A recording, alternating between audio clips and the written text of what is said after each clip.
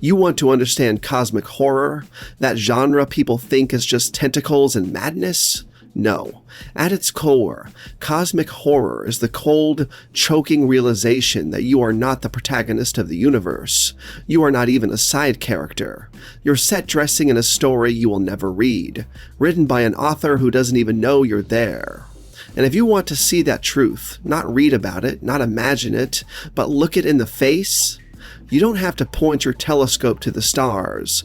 Just point your eyes to the Midwestern sky on a humid afternoon in May. You'll see it forming, the black funnel, the twisting pillar, the tornado. It's the closest thing we have to an elder god reaching down and brushing a finger across the earth, not to smite us, not to punish us, simply because the air was right, the pressure was low, and chaos decided to take form today. When you study it, the horror deepens. Tornadoes are the purest embodiment of indifference. They do not target, they do not spare. They are simply born, and they move, and the question of whether you exist in their path is less than an afterthought. It is nothing.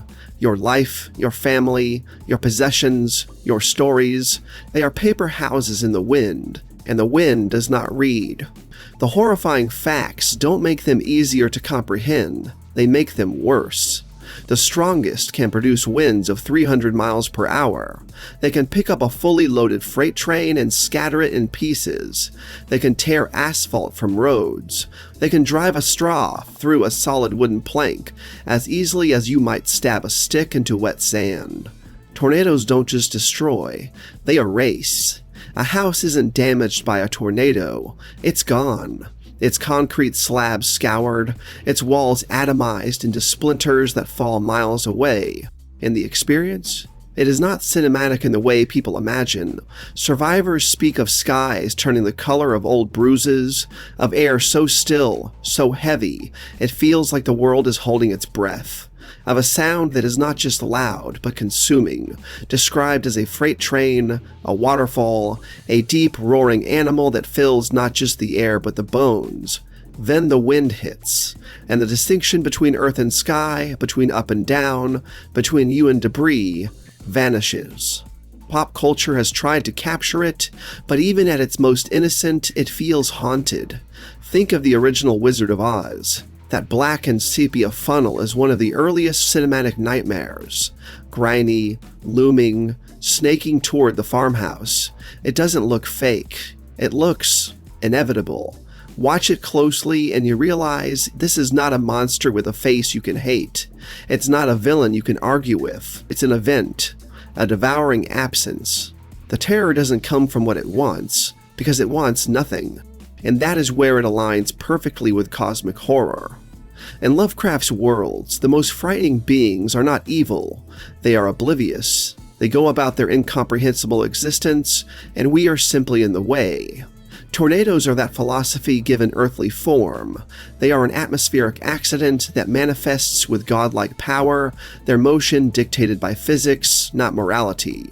The only reason you survive is because the swirling geometry above your head shifts a fraction of a mile to the left. Not mercy, not fate, just wind. The aftermath is its own kind of horror. Walk through a tornado's path and you'll see the impossible made casual.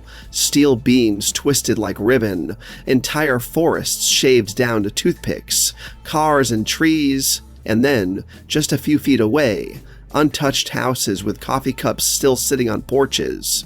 That randomness is the part your mind can't hold on to.